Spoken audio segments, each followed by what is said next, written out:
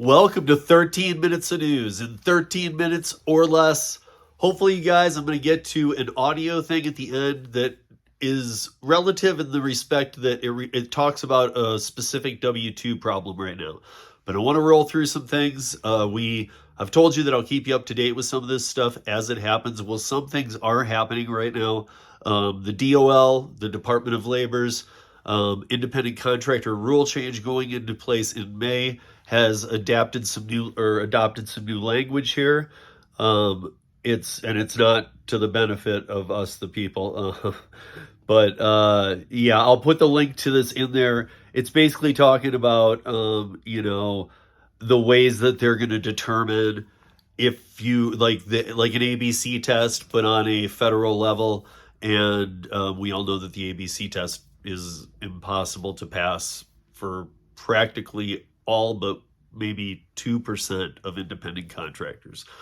Traditional or gig work, you're just not going to pass that test. So, obviously the states coming down with this are going to be having to figure out either deals with these companies or there will be union models. So I actually can give a few examples today. So right now, my state of Colorado has a bill on the floor about from Stephanie V. Hill. If you didn't watch that special that I did, I would suggest you go do so. Stephanie and I don't see eye to eye on everything, and but she's very smart. She's a very nice person. I can always have a conversation with her. Some of the things that she likes in this, of course I like, but I can just sense union right behind it. I think that most people would when you watch this. But at the same time, applause to Stephanie. She is the first, as far as we know, she is the first full-time gig worker to get elected to a house or a state house or a state Congress seat. Now, there might be another one. I don't know, but we don't know of another one. even when I've asked her the 2 times I've sat down with her. So, but her bill is about hey, do you want to see everything up front? And showing it to the driver and to the customer. And there's some problems and some loopholes and little things and there's some wording I don't know, that basically just makes it sound like, well, this is good. This has some outs already for the companies, and it just sounds like the beginnings of union type stuff.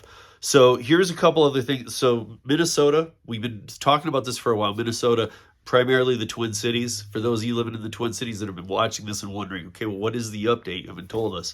Here it is. So you guys are kind of pretty close to what we're trying to do here. So if you want to, I've got your bill. All of the articles that will have all of the links are today's post on ridesharerodeo.com. So if you go to ridesharerodeo.com and you look up right at the top, you see March 11th. Click that, and in there will be all the articles that are referencing, and all those, like the Minnesota article references the bill name, the Colorado article references the bill name. So you guys can go and dissect those a little more and see what's going on. And then please always leave comments in the show notes as to anything that, if you go and read these and you have any questions, please leave them in the show notes. I've been talking with a lot of people on this stuff. Both people who write legislation, people fighting this stuff, people on the side of pushing for this. Oddly, I've had quite a few conversations now. So, but Minnesota's kind of saddling up like we are. So you guys go look in today's post, find that, go take a look at it. We do have some other states finally revealing their heads. So I think I told you guys that maybe Massachusetts was backing off or something, but I did preface it by saying I just don't trust that, though, at all. So it looks like right now, so I told you guys a while ago that the ABC test exists in many state constitutions. So if you were to go through your state's constitution, the ABC test that California adopted, basically it's that kind of language. It may not be exact, is in most states' constitutions to have a means like an ABC test to determine. The thing that's very unclear is not is being so blank that you can't pass the second prong, the B prong. And again, you guys will have to, that's all over the website. You guys can go look up ABC test, go search it on ridesharerodeo.com. You'll find all the info you need on it. But it's impossible to pass. So unless you get a state carve out or something of that nature, you are most likely, you're not going to pass that test. Proposition 22 allowed it so that anybody in the gig economy made a deal, and that's what happened. And there's some supplemental pay that happens because of that. But AB 5, the law that determines if you're an independent contractor, the ABC test determines that. And so that law that went into place saying AB 5 is in place, you have to be able to pass the ABC test. So no jobs were created, millions of careers were ruined. So I'm just saying, you guys can go fact check me on that. Don't look up Prop 22, look up AB 5. And look up AB 5 and see how many, and I got blog roll stuff. I'll try and put it in the show notes again. I've done it before, but I'll try and put it in this one as well, to stories about people who have been through the AB 5 thing. So, but yeah, Minnesota, us, Pennsylvania seems to be Pennsylvania, there's not a lot of news coming out that's new for me. But you guys, you were one of the ones that I told you it's going to be affected. We also weren't hearing anything about Massachusetts, and now we are. So I'm going to get to that right now. So basically, the only states who have enforced or put the mechanism into place to enforce an ABC test are California. Even Washington State, its changes didn't do an actual ABC test. It's a little bit different to determine.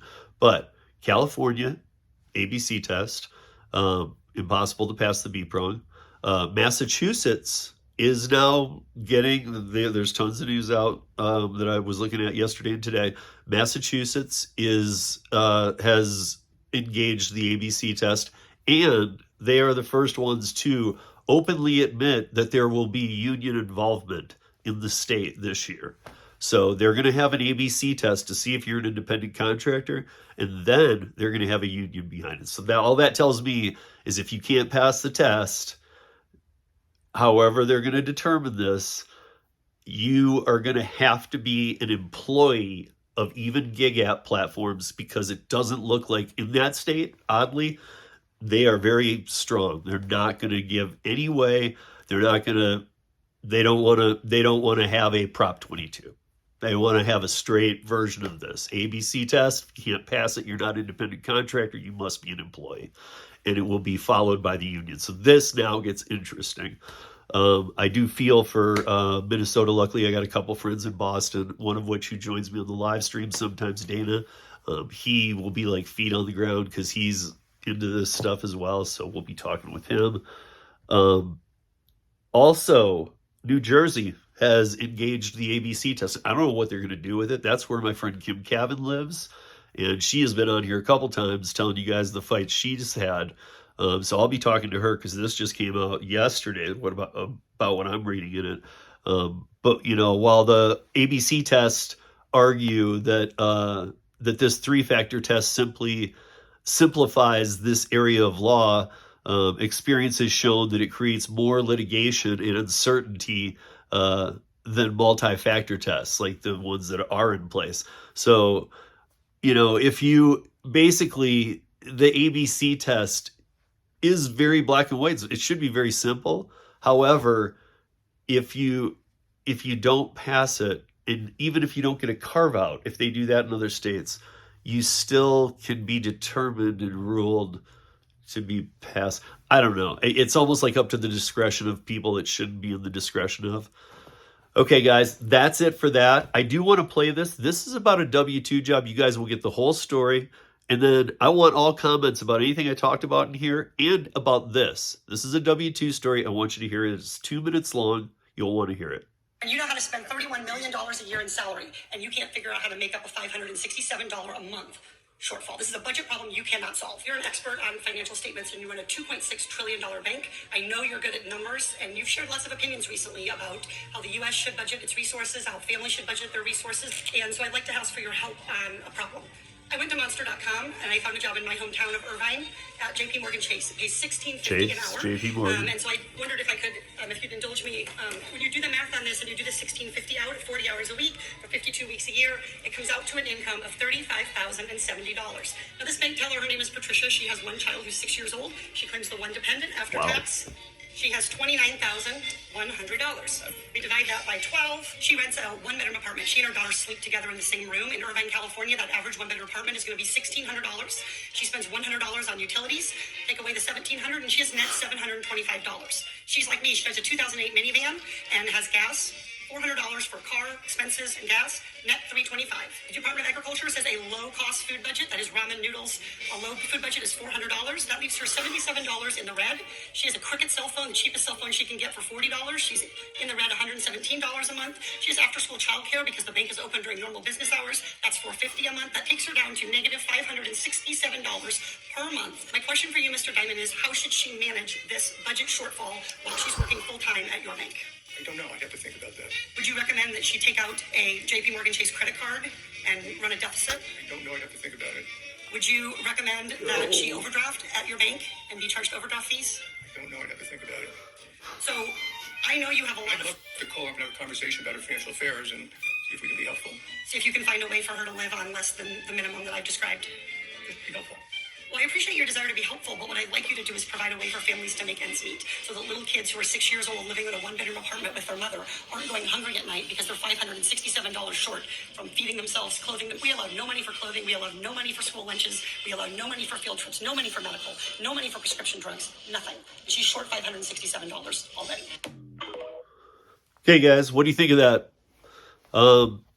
That's the W-2 world right now. That's JP Morgan Chase and what they pay their bank tellers. It's not enough to have more than an efficiency in most cities. And if you have a kid, you have to live in the same bed with them. That's what they pay. $16.50 an hour. My son makes $18 an hour being a lifeguard. This is actually a profession. It's been around for a while. I'm putting these together because I want you guys to hear what's going on in the W-2 world as a lot of us see, these winter pays go down a bit and the app's changing and whatnot. It ain't so pretty on the other side of the fence either. All comments below, please. See you back here next week. Peace.